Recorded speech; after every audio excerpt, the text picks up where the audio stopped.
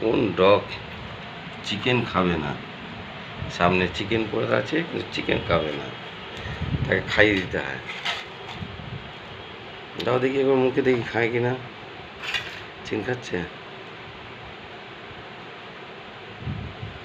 বাবা, সত্যি তুই কি সন্ন্যাসী ছিলিস নাকি? না ব্রাহ্মণ ঘরের? ব্রাহ্মণরাও তখন চিকেন মটন খায়।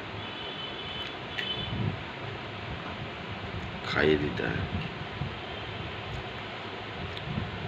রুদকে কখন নিজেতে খাওয়া শিখবি না? যদি মনার কিছু হয়ে যায় তোকে কে খাইয়ে দেবে? না খেয়ে থাকবি তখন? দাদা খাওয়াবে। হ্যাঁ, দাদা খাওয়াবে, বাবা খাওয়াবে, মাসি খাওয়াবে, দাদা খাওয়াবে, বাবা খাওয়াবে। কততে আছে ও। ওর মা ছাড়াও বাবা আছে, মাসি আছে, দাদা আছে। তাই রে?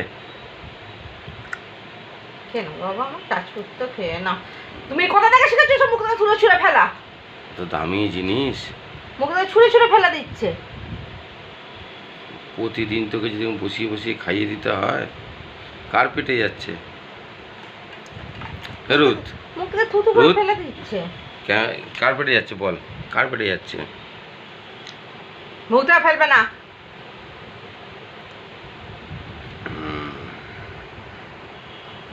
বাবা,